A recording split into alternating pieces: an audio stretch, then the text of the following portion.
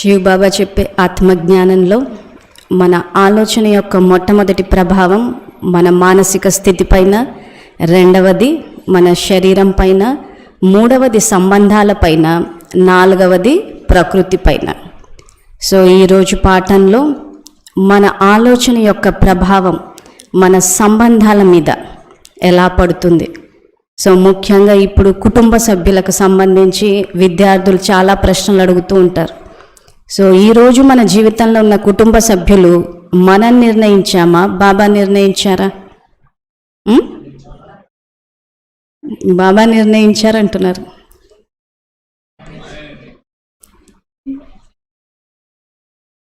బాబా నిర్ణయిస్తే దుఃఖం ఉంటుందా? ఆయన అవతరణకి కారణమే మన జీవితంలో దుఃఖాన్ని తీసేసి సంతోషాన్ని నింపడం. సో మన జీవితంలో దుఃఖం ఉంది అంటే అది మనం రాసుకున్నదే. సో ఇప్పుడున్న మన కుటుంబ సభ్యుల్ని ఈ 5000 కల్పంలో మొదటిసారి కలుస్తున్నామా, లే ఎక్కడైనా కలిసి ఉంటామా? ఆలోచించాలి. ప్రశ్నలు అడిగేది మీ జ్ఞానాన్ని టెస్ట్ చేయడం కాదు, మీరు ఆలోచించాలన్నదే మా ఉద్దేశం. ఎందుకంటే బాబా మురళి చదివితే కూడా ప్రశ్నలతో మొదలవుతుంది. అంటే మన ప్రస్తుత స్థితి ఎలా ఉందా అన్నది చెక్ చేసుకోవాలి. ఏదైనా డాక్టర్ దగ్గరికి శారీరక రోగంతో వెళ్ళినప్పుడు ఏం చేస్తారు? టెస్టులు చేసి చూస్తారు. మన ప్రస్తుత పరిస్థితి ఏ రకంగా ఉందా అని చూసి దానికి తగ్గట్టే మందు రాస్తారు. సో ఇక్కడ బాబా మురళిలో ఏవైతే ప్రశ్నలు వేస్తారో మన ప్రస్తుత మానసిక పరిస్థితి, మన జ్ఞానం యొక్క పరిపక్వత ఎంతవరకు ఉందో చూసుకుని ఆ తర్వాత బాబా మురళిలో పరిష్కారం కూడా చెప్తారు. కానీ మురళి చదివేటప్పుడు బాబా చెప్పిన పరిష్కారాన్ని చాలా మటుకు గమనించం. ఆ పరిష్కారాన్ని అలా చదివేసుకుంటూ వెళ్ళిపోయి బాబా చెప్పారని అనుకుంటామే కానీ గమనించి చూస్తే బాబా పరిష్కారాన్ని కూడా చెప్తారు. ఆ పరిష్కారాన్ని కనుక మనం ఆచరణ స్థాయిలోకి తీసుకువస్తేనే ఆ దుఃఖం అన్నది పోతుంది. బాబా చెప్పిన జ్ఞానానికి ఏదైతే విలువ ఉందో అప్పుడు మనకు తెలిసి వస్తుంది. లేకపోతే అలా బాబా చెప్పింది వినేసి డ్రామా రిపిటేషన్ అంట. ఇదే కుటుంబ సభ్యులు వచ్చే కల్పానికి కూడా వస్తే, ఇదే తాగుబోతు భర్త వచ్చే కల్పానికి వచ్చి ఇదే తన్నులు ప్రతి కల్పం తినాల్సి వస్తే మాకు ఈ జ్ఞానం వద్దు అంటున్నారు మాతలు. నిజమేనా కాదా?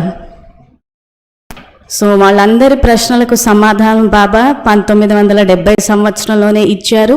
ఈ జ్ఞానాన్ని మీ అందరూ తెలుసుకుని విని బాగుంది అని కాకుండా ఈ జ్ఞానం వల్ల ఎవరైతే వ్యతిరేక దిశలో దాన్ని అర్థం చేసుకుని వెళ్ళిపోయారో వాళ్ళందరినీ మళ్ళీ మీరు బాబాకి దగ్గర తీసుకురావాలి.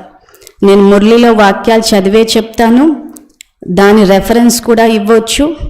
తర్వాత కుటుంబ సభ్యుల్లో భర్తనే కాకుండా పిల్లలు, ఇదే పిల్లలు దుఃఖాన్ని ఇచ్చే పిల్లలు రిపీట్ అవుతారా? అవలక్షణాలు ఉన్న పిల్లలు రిపీట్ అవుతారా? మన పరివారంలో కూడా చాలామందికి మానసిక వైకల్యం అంటే మెంటల్లీ హ్యాండిక్యాప్, శారీరక అంగవైకల్యం అంటే ఫిజికల్లీ హ్యాండిక్యాప్, ఇదే పిల్లలు వచ్చే కల్పంలో రిపీట్ అవుతారా అని అడిగితే మీరు ఏం సమాధానం ఇస్తారు? రిపీట్ కారు, కరెక్టే. మరి డ్రామా రిపిటేషన్ అని చెప్పి మనమే తీసుకెళ్ళాం కదా బయటికి. పర్లే, జ్ఞానంలో చాలా మట్టుకు వచ్చేసారు. సో బాబా రచించినే రిపీట్ అవుతుంది. ఇప్పుడు బాబా ఏదైతే మన దుఃఖాన్ని రచించుకున్నామో 63 జన్మల ఖాతాని ఇప్పుడు భస్మం చేసేస్తారు. సో ఈరోజు టాపిక్లో నేను పూర్తి మురళి ఏది చదవను, మన సంబంధాలకు సంబంధించి బాబా ఏం చెప్పారు. సో ఫస్ట్ బాబా మన సంబంధాలు ఏ రకంగా జోడించుకుంటున్నాం అన్నది చెప్తాను.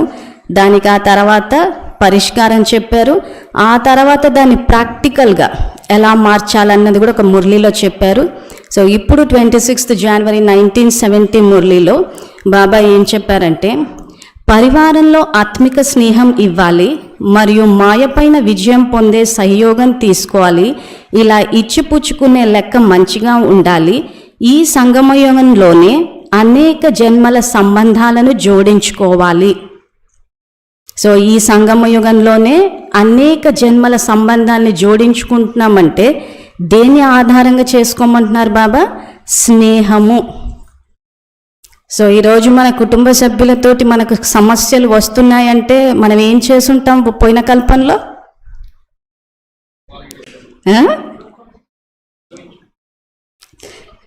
దుఃఖమించాం.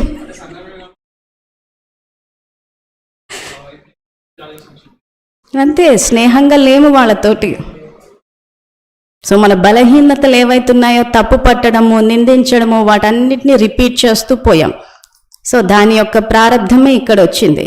కానీ బాబా శ్రీమతం ఏం చెప్తుంది? మీరు పరివారంలో స్నేహం ఇవ్వాలి అంటున్నారు. ఏదైతే ఆ స్నేహం ఉందో ఈ సంగమ యుగంలోనే అనేక జన్మల సంబంధాలను జోడించుకోవాలి అంటున్నారు. సో మరి ప్రస్తుతం దుఃఖం ఉంటే ఏం చేయాలి? ప్రస్తుతం సంగమం నడుస్తోంది, కుటుంబ సభ్యులతో సమస్యలు ఉన్నాయి, మరి ఏం చేయాలి? అవును, యోగంలో ఏం సంకల్పం చేయాలి?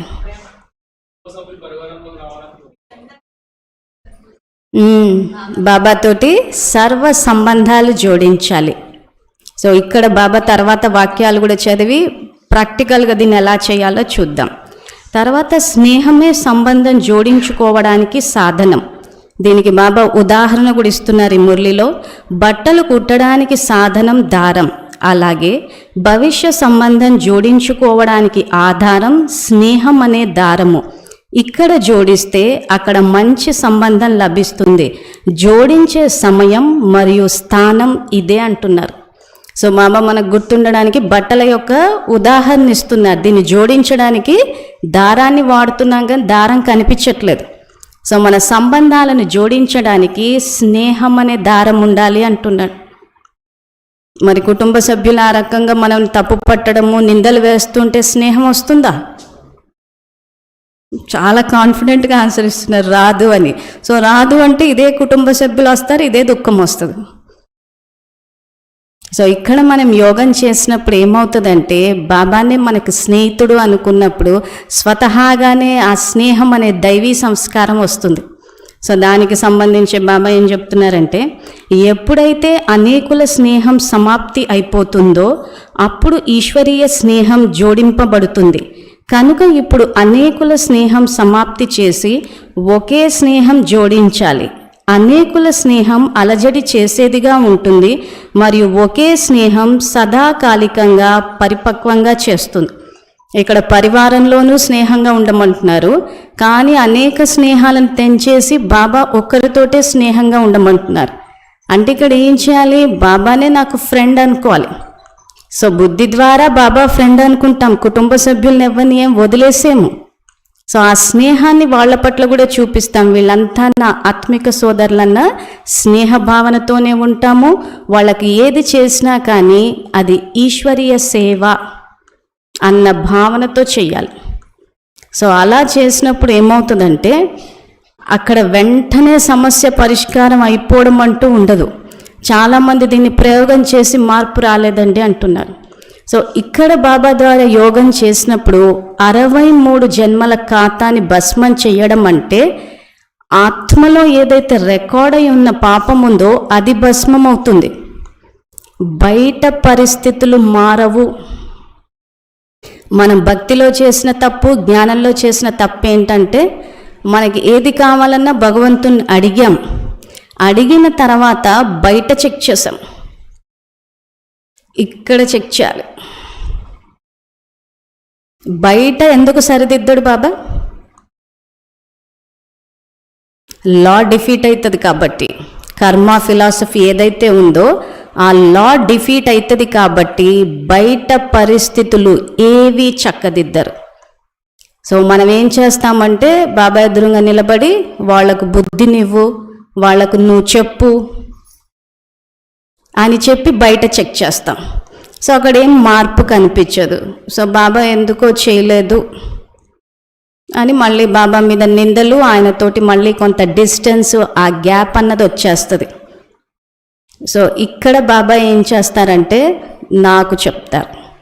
ఇప్పుడు ఉదాహరణకి నేను వెళ్ళి అన్నయ్య గురించి కంప్లైంట్ ఇస్తే అన్నయ్యకి సరిదిద్దరు, నన్ను సరిదిద్దుతారు.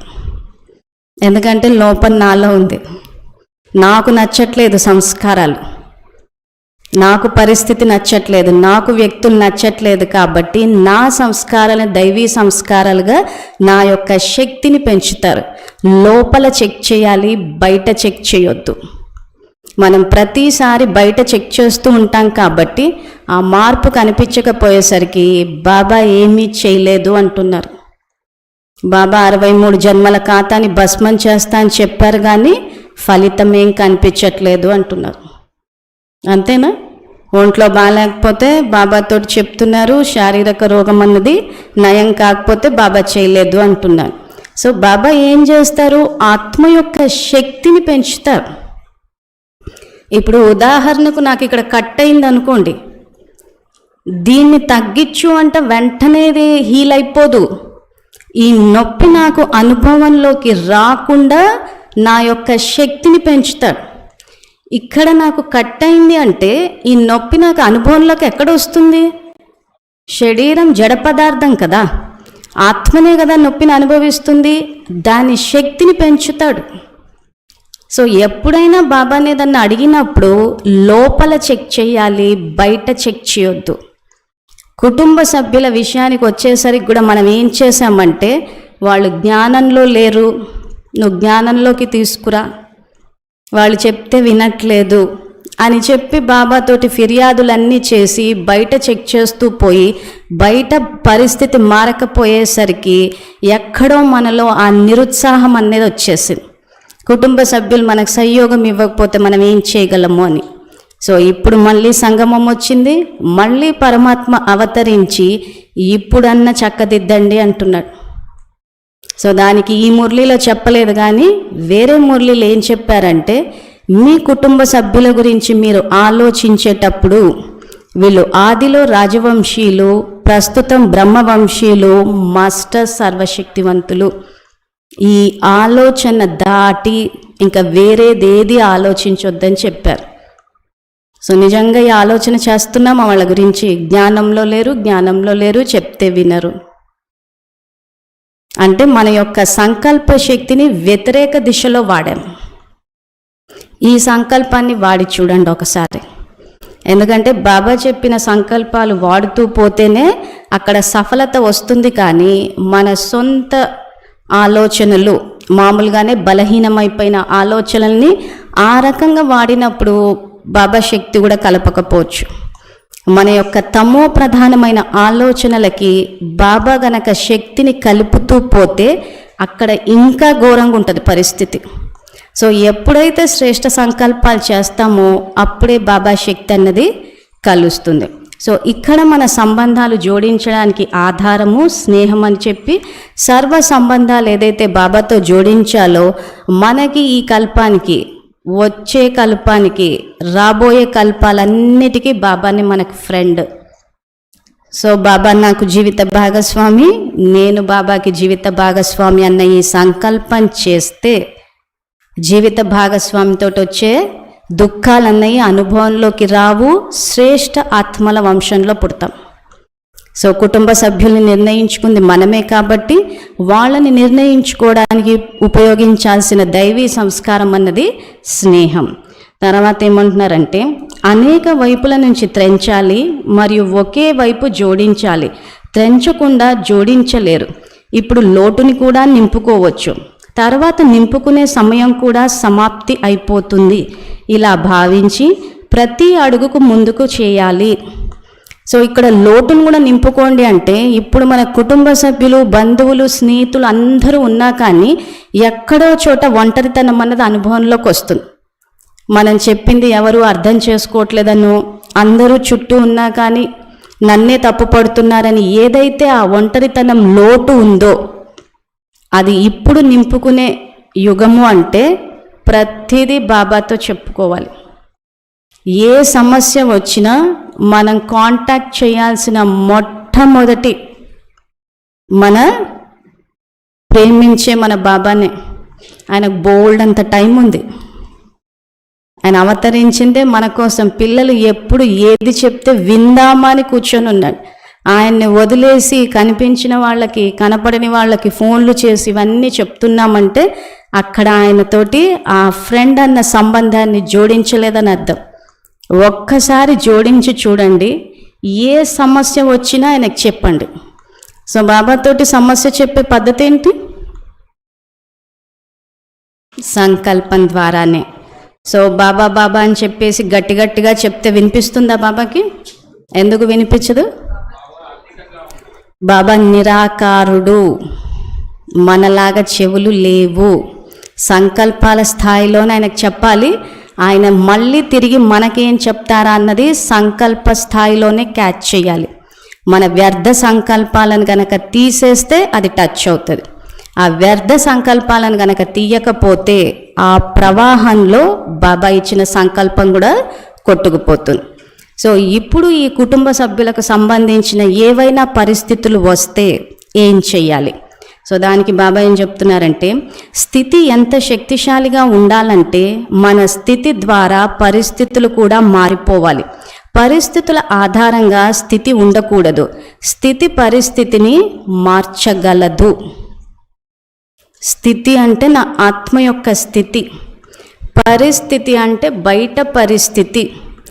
నా యొక్క ప్రభావం పరిస్థితి మీద పడాల్సిందే తప్పితే పరిస్థితి యొక్క ప్రభావం నా ఆత్మ మీద పడడానికి లేదు. సాధారణంగా కుటుంబం విషయానికి వచ్చేసి మనం మాట్లాడే మాటలు ఏంటంటే, మా ఇంట్లో మనశ్శాంతి లేదు, అంతేనా? సో మనశ్శాంతి అన్నది సిమెంటు ఇటుకలు మనం కట్టుకున్న ఇళ్లలో లేదు. ఎక్కడుంది? ఆత్మ యొక్క స్వధర్మం. సో ఇంట్లో శాంతి లేదు అని అంటే మన ఆత్మ యొక్క స్వధర్మమైన శాంతి యొక్క ప్రభావం ఇంట్లో పడటం లేదని అర్థం. అంటే మనం దేహం అన్న స్థితిలో ఉండడం వల్ల మనలో ఉన్న క్రోధము, అశాంతి యొక్క ప్రభావం ఇల్లంతా పడుతుంది. కాబట్టి ఇంట్లో మనశ్శాంతి లేదు అని అంటున్నాం. సో అందుకే బాబా మీ స్థితి ఎంత శక్తిశాలిగా ఉండాలంటే మీ స్థితి పరిస్థితి మీద పడాలి, పరిస్థితి యొక్క ప్రభావం ఆత్మ మీద పడొద్దు అంటున్నాడు. సో అలా పడకుండా ఉండాలంటే ఏం చేయాలంటే సంకల్పం ద్వారానే. నేను ఆత్మని, శాంతి స్వరూపాన్ని, శివ పరమాత్మ నా తండ్రి అన్న సంకల్పం ఖచ్చితంగా చెయ్యాలి. ఎందుకంటే ఈ సంకల్పానికి శక్తి రావాలి. కాబట్టి ఈ శక్తి వచ్చినప్పుడు, ముందు మనకు అది అనుభవంలోకి వచ్చినప్పుడు స్వతహాగానే దాని యొక్క ప్రభావం బయట పడుతుంది. సో కొంచెం అభ్యాసం అన్నది చేస్తే ఈ శాంతి అన్నది సహజంగానే వచ్చేస్తుంది. సో ఆ రకంగా చెయ్యాలి. ఆ రకంగా చేస్తే స్థితి పరిస్థితిని మార్చగలదు. సో బాబా ఇక్కడ మార్చగలదు అని చెప్పిన తర్వాత కూడా డ్రామా ఫిక్స్డ్. సో ఇందులో ఏది ఫిక్స్? ఇప్పుడు ఈ వాక్యంలో నేను చేసుకున్న ఆలోచనల యొక్క పర్యవసానం, పరిస్థితి ఫిక్స్డ్. కుటుంబ సభ్యులు నేను చేసుకున్న ఆలోచనలకే వచ్చారు, అవునా?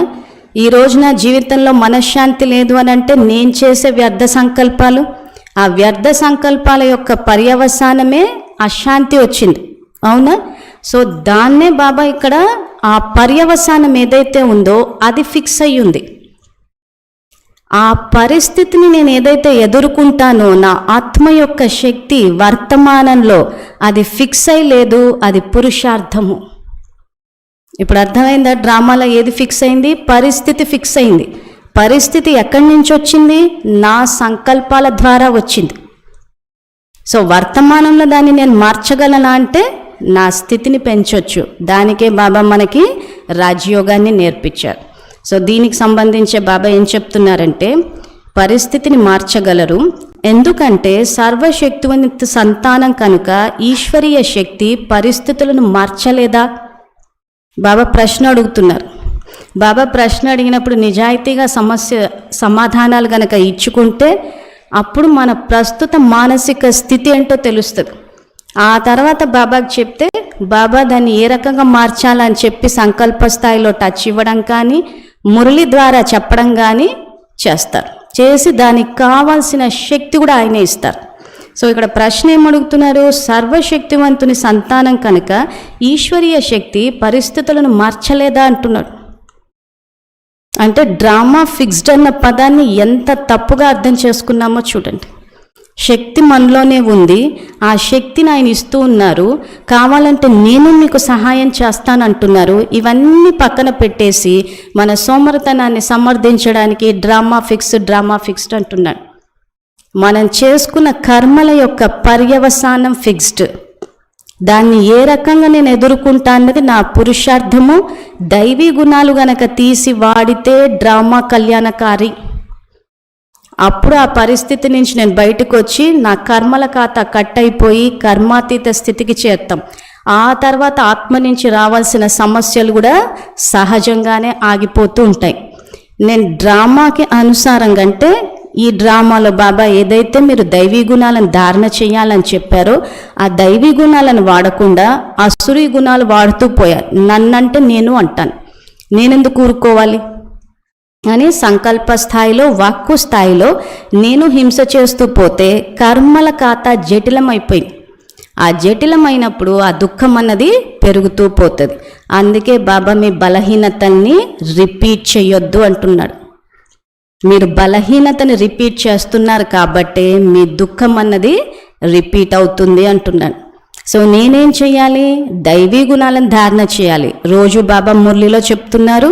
సో ఆ దైవీ గుణాలు ఏంటో మనకు తెలుసు. ఆత్మ యొక్క స్వధర్మము భావజకంగా ఉంటుంది.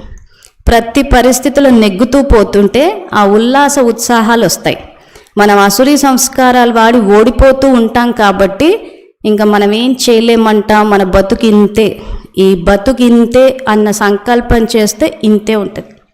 మనం ఏది ఆలోచిస్తే అదే జరుగుతుంది. సో అందుకే బాబా మీరు మార్చలేరా అని ప్రశ్న అడిగి, రచయిత యొక్క పిల్లలు రచనని మార్చలేరా? రచన శక్తిశాలిగా ఉంటుందా లేక రచయిత శక్తిశాలి ఉంటారా అంటున్నాడు. ఇప్పుడు ఉదాహరణకి నేను ఒక పేపర్ తీసుకుని ఒక కథ రాశాను అనుకుందాం. సో నేను రచయితని, ఇది నా రచన. సో నేను రాసిన కథని నేను మార్చలేనా? సో నేను పేపర్ మీద రాసిన కథలో శక్తి ఉందా, రాసిన నాలో శక్తి ఉందా? సో ఇక్కడ బాబా ఏదైతే రచన అన్న పదాన్ని వాడుతున్నారో ఇక్కడ మన సంకల్పాల ద్వారా మన భాగ్యాన్ని మనమే రచించుకుంటున్నాం. సో ఒకవేళ నా భాగ్యంలో దుఃఖాన్నే గనక రచించుకుంటే దాన్ని నేను మార్చలేనా? నేనే కదా రచయితని. సో సర్వశక్తివంతుని పిల్లలైన మీరు, ఇక్కడ బాబా రచయిత అయితే మాస్టర్ రచయితలం. భక్తి మార్గంలో వాడుక భాషలో తలరాతని రాసుకోవడం అన్నాం. అజ్ఞానం వల్ల భగవంతుడు రాశాడని అనుకున్నాం. ఇప్పుడు జ్ఞానులం కాబట్టి మనమే రాసుకుంటున్నామన్న విషయం తెలుసు. సో మనమే రాసుకుంటున్నప్పుడు మనం మార్చలేమా? సో ఇక్కడ నేను ఒకప్పుడు చేసినది వచ్చేసింది నా ఎదురుంగకి. ఇప్పుడు నేను దాన్ని మార్చాలి అంటే నా స్థితిని పెంచాలి. స్థితిని పెంచాలంటే బాబా నుంచి శక్తిని తీసుకుంటాం. ఎంత సింపుల్. కానీ ఆ టైంకి గుర్తు రావటం లేదు కదా. సంఘటన అంతా అయిపోయినాక రే బాబా మురళిలో చెప్పారు కూడా మర్చిపోయాను నేను. సో గుర్తు రావాలంటే ఏం చేయాలి అంటే మనన చింతన చెయ్యాలి. బాబా చెప్పే పాయింట్స్ అన్నీ ఏదైతే ఉందో, నేను మాస్టర్ రచయితని, నేను శక్తిశాలి ఆత్మని అని ఇలాంటి సంకల్పాలు చేసినప్పుడు పరిస్థితి లైవ్గా పోతుంటుంది ఇంట్లో. అప్పటికప్పుడు మొహాలు మార్చేసుకోవడము, మొహాలు ఇంత పెట్టేసుకోవడము ఏదో జరిగినప్పుడు వెంటనే ఆత్మ సూచన వేస్తుంది. నేను మాస్టర్ రచయితని, నేను శక్తిశాలి ఆత్మని అన్నప్పుడు స్వతహాగానే మనలోని దైవీ గుణాలు బయటకు వస్తాయి. కాబట్టి ఆ పరిస్థితి యొక్క ప్రభావం మన మీద పడకుండా ఉంటుంది. సో అందుకే బాబా రచయిత యొక్క పిల్లలు రచనని మార్చలేరా అంటున్నాడు. సో మార్చగలమా? ఏ రకంగా మార్చాలి? బాబా నుంచి శక్తిని తీసుకుని మన ఆత్మశక్తిని పెంచినప్పుడు పరిస్థితి అన్నది మారదు. సో ఆ వర్తమానంలో నేను ఏ సంకల్పాలు అయితే చేస్తానో దాని ఆధారంగా నా భవిష్యత్తు ఉంటుంది. అందుకే మీకు త్రికాలదర్శి జ్ఞానాన్ని ఇచ్చానన్నారు. గడిచిపోయిన గతం యొక్క పరిస్థితి మన ఎదురుకి వస్తుంది. గడిచిపోయిన గతంతో వస్తుంది. వర్తమానంలో నేను ఏ దైవీ గుణాన్ని కానీ అసురీ గుణాన్ని గనక తీసి వాడతానో ఈ వర్తమానం ఆధారంగా నా భవిష్యత్తు ఉంటుంది. సో వర్తమానంలో నా రచన శ్రేష్టంగా ఉండాలి. చెయ్యాలే కానీ చాలా సింపుల్. చేస్తుంటే మజా కూడా వస్తుంటుంది. మన ఇంట్లో వాళ్ళే మనలో వచ్చిన మార్పుని గుర్తించి ఎంతో సంతోషిస్తారు. అరే వీళ్ళు ఒకప్పుడు మాటకు మాట జవాబు ఇచ్చేవాళ్ళు, మాటే నెగ్గాలి అనుకునేవాళ్ళు ఇప్పుడు ఎంత చక్కగా మాట్లాడుతున్నారు అని. ఎప్పుడైతే మనలో మార్పు వస్తుందో స్వతహాగా వాళ్ళు మారుతూ పోతారు. సో ఇక్కడ రచయిత యొక్క పిల్లలు కనుక రచనకి ఎలా అధీనం అవుతారు అంటున్నాడు. మళ్ళీ బాబా ఇంకో ప్రశ్న అడుగుతున్నారు. సో నేను ఒక కథని రాసుకుని ఇంకా నేను దీన్ని ఏమీ చేయలేను అని చెప్పేసి దానికి అధీనం అయిపోద్ది అంటున్నాడు. నేనే రాశాను కాబట్టి నేను అధికారి ఆత్మను, భాగ్యరచన కలం నా చేతిలో ఉంది అంటే నా సంకల్పాలు నా కంట్రోల్లో ఉన్నాయి, దీన్ని ఎవ్వరూ అధీనం చేయటం లేదు. సో నా చేతిలో పెన్ను ఉన్నప్పుడు నేనే రాయాలి కదా, ఎవరైనా వద్దంటున్నారా? సో నా సంకల్పాలు చేసే అధికారి ఆత్మని నేను. సో నా సంకల్పాలు నా చేతిలోనే ఉన్నాయి కాబట్టి నేనే అధికారి ఆత్మగా మార్చేస్తాను. సో మనం ఏ సంకల్పాలు అయితే చేస్తున్నామో దాన్ని ఎవరూ ప్రభావితం చేయలేరు కదా. బలహీన ఆత్మలైతే ప్రభావితం అవుతాయి, కానీ బాబా ఏమంటున్నారు, రచయిత యొక్క పిల్లలు కనుక రచనకి ఎలా అధీనం అవుతారు? సో బాబాని చూసి నేర్చుకోవాలి మనం. బాబాకి ఎన్నో డైరెక్షన్స్ ఇస్తుంటాం, బాబా అలా చెయ్యి ఇలా చెయ్యి అని చెప్పి, ఏది కరెక్టో అదే చేస్తారు, అవునా? మనము అంతే. బాబా మురళిలో చెప్తున్నారు ఏది రైటా ఏది రాంగా అని చెప్పి, దానికి అనుసారంగానే చేస్తూ పోవాలి. కాబట్టి అధికారం ఉంచుకోవాలి కానీ అధీనం కాకూడదు. ఎంత అధికారిగా ఉంటారో అంత పరిస్థితులు కూడా మారిపోతాయి అంటున్నాడు. సో పరిస్థితులు మారుతాయని పరమాత్మ చెప్పిన తర్వాత కూడా మార్చలేము అని మనం గనక కూర్చుండిపోతే ఇంకా బాబా చేయగలిగింది కూడా ఏమీ లేదు. కాబట్టి ఒకవేళ వాటి వెనుక పడుతూ ఉంటే అవి ఇంకా ఎదుర్కొంటూ ఉంటాయి పరిస్థితులు. ఎలా మార్చాలి, ఏం చేయాలని ప్రశ్నల మీద ప్రశ్నలు వేసేసుకుంటూ పోతే ఒకసారి ప్రశ్న గనక వేస్తే ఆ ప్రశ్నకు ప్రశ్నే సమాధానం అయిపోయి ఇరుక్కుపోయి తెలుగు డైలీ సీరియల్ లాగా అయిపోతుంది. Full stop. సో అందుకే ఒకవేళ వాటి వెనక పడుతుంటే అవి ఇంకా ఎదుర్కొంటూ ఉంటాయి. పరిస్థితులు వెనక పడడం అంటే ఎవరైనా తమ నీడను పట్టుకోవాలంటే పట్టుకోగలరా? ఇంకా ముందుకు వెళ్ళిపోతుంది కనుక వాటిని వదిలేయండి అంటున్నాడు. సో ఇక్కడ సంబంధాల విషయానికి వచ్చేసరికి బాబా స్నేహం అన్న దైవీ గుణాన్ని వాడమని చెప్పారు. అదే మీ యొక్క సంబంధాలకు ఆధారము. తర్వాత స్థితిలో శక్తి ఉందా, పరిస్థితిలో శక్తి ఉందా అంటే మీ స్థితిలోనే ఉంది శక్తిశాలి స్థితి. దాని ద్వారా మీ రచనని మీరు మార్చవచ్చు. మీరు అధికారి ఆత్మలు. ఇది బాబా చెప్పిన థియరీ. ఇప్పుడు ప్రాక్టికల్కి వద్దాం. ఇక్కడ ఇదే డిసెంబర్ నెలలో బాబా ప్రాక్టికల్ విషయానికి వచ్చేసరికి కుటుంబ సభ్యుల్లో, సో ఇక్కడ పిల్లల విషయానికి వచ్చేసరికి అవలక్షణాలు ఉన్న పిల్లలు జన్మిస్తారు. కొందరికి నోరు ఉండదు, కొందరికి కాళ్ళు ఉండవు అంటున్నారు. సో ఈ పిల్లలు వచ్చే కల్పంలో రిపీట్ అవుతారా అంటే ఇక్కడ మన రచనని మార్చేదాన్ని బట్టి ఉంటుంది. సో నోరు లేని వాళ్ళు నోరు లేకుండా ఎందుకు పుడుతున్నారు? శరీరాన్ని ఎవరు నిర్ణయిస్తున్నారు?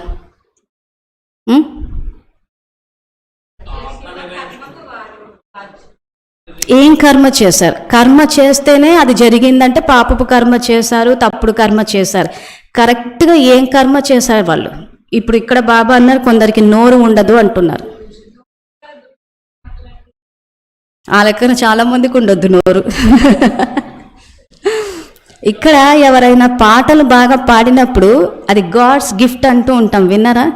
వాళ్ళు పాటలు బాగా పాడారంటే గాడ్స్ గిఫ్ట్ అండి, వాళ్ళకి మంచి వాయిస్ ఇచ్చాడు అంటుంటారు. మరి మూగవాళ్ళు పుడుతున్నారు, మరి వాళ్ళని పనిష్ చేశాడు ఆయన?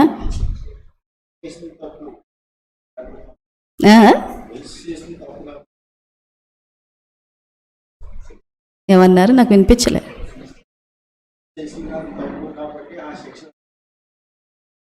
కానీ లా ఆఫ్ కర్మ తెలిసి చేసినా తెలియక చేసినా తప్పు తప్పే అంటుంది. Ignorance of law is no excuse.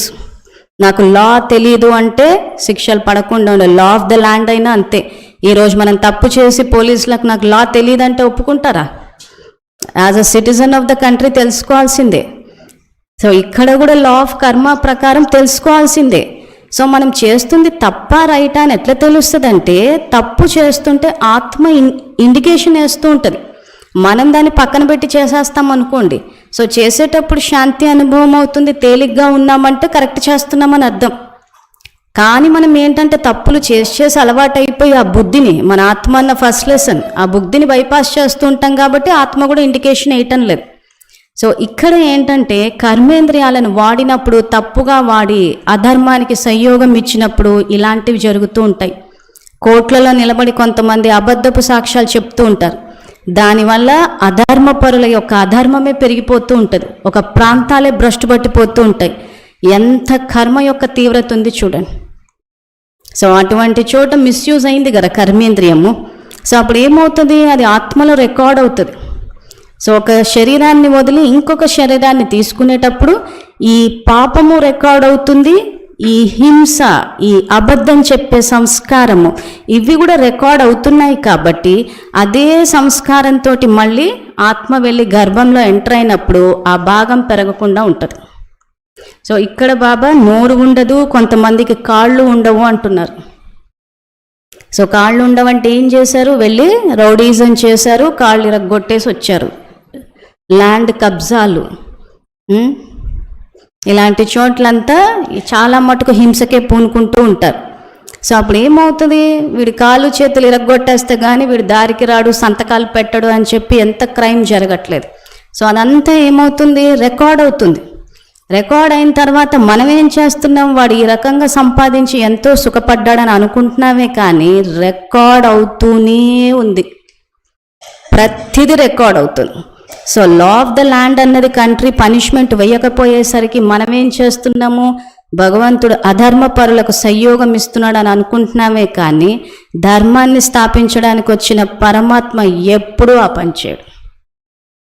ఆయన అవతరించిందే దుఃఖాన్ని తీసేయడానికి. మనలాంటి వాళ్ళు ఈ సంగమ యుగంలో దుఃఖాన్ని అనుభవిస్తారు కాబట్టి ఆయన 1936లోనే అవతరించేశారు.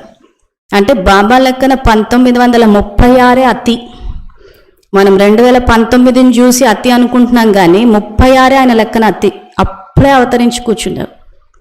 సో ఇక్కడ ఏదైతే హింస చేస్తున్నామో ఆత్మల రికార్డ్ అవుతుంది. అది ఒక శరీరాన్ని వదిలి ఇంకో శరీరాన్ని తీసుకున్నప్పుడు ఆ శరీరంలో ఆ భాగం పెరగకుండా ఉంటుంది. ఎవరైతే నాకు ఈ హింసలో సహయోగం ఇచ్చారో వాళ్ళే నా కుటుంబ సభ్యులు, నా తల్లిదండ్రుల కింద వస్తారు. సో అందరం కలిసి దుఃఖాన్ని అనుభవిస్తూ ఉంటాం. సో డబ్బు కనుక కాస్త సంపాదించి దాన ధర్మాలు చేస్తే డబ్బు నీళ్ళలో పుడతాము. అవే కాళ్ళు లేకుండా ఉన్న డబ్బంతా హాస్పిటల్స్లో ఖర్చు అయిపోతుంది. ఆ మాత్రం పుణ్యం కూడా లేకపోతే రోడ్ల మీద కాళ్ళు లేకుండా అడుక్కు తింటూ ఉంటారు చూసారా, ఆ టైపు. సో దీనికి పరిష్కారం ఏంటి, డ్రామా రిపిటేషన్ అంటున్నాం. సో ప్రతిసారి ఇలాగే జరుగుతూ ఉంటుందా, మార్చలేమా? సో మార్చవచ్చు. సో ఎలా మార్చవచ్చు అన్న సమస్యకు పరిష్కారం కూడా బాబా ఈ మురళీలో చెప్పారు. ఇది 1985 మార్చి నెల 15వ తారీఖు మురళి. సో బాబా 70లో ఎలా ఉంటుంది పరిస్థితి, శక్తిశాలి అది చెప్పి ఇక్కడ మురళి చెప్పేటప్పుడు బాబా ఎదురుగా కూర్చున్న పిల్లలు ప్రశ్నలు అడిగినప్పుడు ఆయన సమాధానాలు ఇస్తూ ఉంటారు. దానివల్ల కూడా ఒక పాయింట్ ఒక దగ్గర వస్తుంది, ఇంకో పాయింట్ ఇంకో దగ్గరకు వస్తుంది. సబ్జెక్ట్ అర్థం చేసుకునేటప్పుడు కూడా బాబా అక్కడ పిల్లలు అడిగిన ప్రశ్నలకు వాళ్ళ యొక్క స్థితికి తగ్గట్టు సమాధానం ఇస్తారు. అన్నీ మనకే అన్వయించేసుకోవద్దు. సో ఇక్కడ బాబా పరిష్కారం ఏం చెప్తున్నారంటే, పరిష్కారం చెప్పే ముందు మన ఆలోచన విధానం కూడా చెప్తున్నారు. అవలక్షణాలతో పిల్లలకు జన్మనిస్తారు. కొందరికి నోరు ఉండదు, కొందరికి కాళ్ళు ఉండవు, కొందరికి చేతులు ఉండవు. ఇటువంటి వ్యర్థ వంశావళికి ఎక్కువగా జన్మనిస్తారు. ఇటువంటి రచనను రచిస్తారు, మళ్ళీ ఏం చేస్తారు, అటువంటి వారిని పాలన చేసేందుకు చాలా శ్రమ పడవలసి వస్తుంది. ఇటువంటి రచనను రచించిన కారణంగా చాలా ఎక్కువగా శ్రమించి అలసిపోతారు మరియు దుఃఖితులుగా కూడా అయిపోతారు అంటున్నాడు. సో అటువంటి అవలక్షణాలు ఉన్న పిల్లల చోట ఏమవుతుంది, ఎక్కువగా తల్లిదండ్రులు శ్రమ పడాల్సి వస్తుంది. ఎక్కువ శ్రమ, ఎక్కువ దుఃఖం కూడా. సో ఆ రకంగా చేస్తూ ఉంటారు. తర్వాత వదలాలని కూడా అనుకోరు మరియు ఎగరాలని కూడా అనుకోరు అంటున్నాడు. సో మరి ఆ సమస్యకు పరిష్కారం ఏంటంటే దాన్ని ఎక్కడో చోట వదిలేయాలి కదా. సో ఆ రకంగా వదలాలని అనుకోరు, ఎగరాలని కూడా అనుకోరు. మరి ఏం చేయవలసి వస్తుంది, నడవవలసి వస్తుంది. నడవడం అయితే తప్పకుండా కష్టం అనిపిస్తుంది కదా, కనుక రచనను ఆపేసినట్లయితే కష్టము నుండి దూరమైపోతారు అంటాడు. ఈ వాక్యంలో పరిష్కారం కనుక్కున్నారా అందరూ? విన్నారా పరిష్కారం ఏంటని? అలా ఫ్లోలో చదివేసుకుంటూ వెళ్ళిపోతూ ఉంటాం కాబట్టి పరిష్కారం అన్నది మనము గమనించట్లేదు. బాబా ఏమంటున్నారంటే, రచనను ఆపేసినట్లయితే కష్టము నుండి దూరమైపోతారు. 4 పదాల్లో చెప్పేశారు. సో ఇక్కడ ఏం చేశారు వీళ్ళు, వ్యర్థ రచన చేశారు. సో హింస అన్నది వ్యర్థము, అహింస అన్నది శ్రేష్టము. సో వీళ్ళు హింసతో కూడుకున్న వ్యర్థ రచన చేశారు కాబట్టి కష్టాలు పడాల్సి వస్తుంది, శ్రమ పడాల్సి వస్తుంది, దుఃఖపడాల్సి వస్తుంది. సో అందుకని బాబా ఏమంటున్నారు, మీ రచనను ఆపేసేయండి అంటున్నాడు. ఏదైతే రాసుకుంటున్నామో భాగ్యాన్ని దీన్ని ఆపేసేయండి అంటున్నాను. నేను ఏం చేయలేను, నా వల్ల ఏమవుతుంది అని చెప్పి దాన్ని ఇంకా పొడిగిస్తూ పోతున్నాం. సో ఎక్కడో చోట ఆపాలి కదా దాన్ని. సో కాబట్టి మీ వ్యర్థ రచనని ఆపేసినట్లయితే కష్టము నుండి దూరం అయిపోతారు. సో ఇలాంటి వాళ్ళని బాబా ప్రశ్న అడుగుతున్నారంట.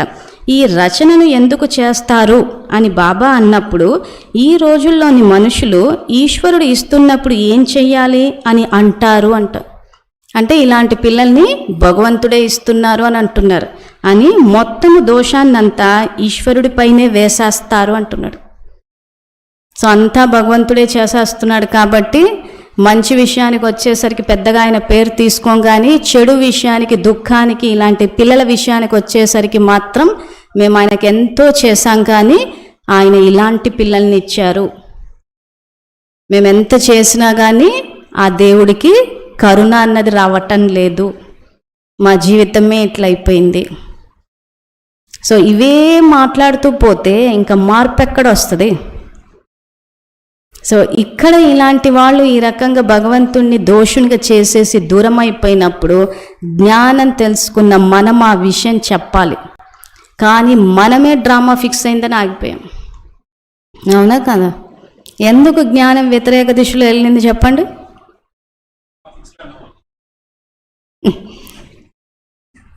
అంటే బాబా బుక్స్ మురళి చదవద్దని ఫిక్స్ చేసి పెట్టారా ఏంటి? మురళి డ్రామాలో మనం మురళీలు చదవలేదు అంతే. ఎప్పుడో 70లో 80లో రిలీజ్ అయిపోయిన మురళీలు ఇవన్నీ.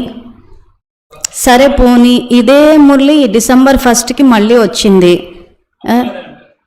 అప్పుడు కూడా అదే ఫ్లోలో చదివేసుకుని కష్టం దూరం అవ్వాలంటే రచనను ఆపేసినట్లయితే కష్టం దూరం అయిపోతుంది. చూసారా బాబా ఎంత బాగా చెప్పారు అని అనుకుని ముందుకెళ్ళిపోవడం. బాబా బాగా చెప్పారు అంటే దాన్ని ఆచరిస్తే ఇంకా అద్భుతంగా ఉంటుంది. బాగా చెప్పడం కాదు, జీవితమే అద్భుతం అనిపిస్తుంది. ఈ విషయాన్ని నిజంగా అలాంటి పిల్లలు ఉన్న వాళ్ళకి చెప్తే వాళ్ళు ఎంత సంతోషిస్తారు. అసలు పరమాత్మ అవతరించిందే దుఃఖాన్ని తీసేయడానికి.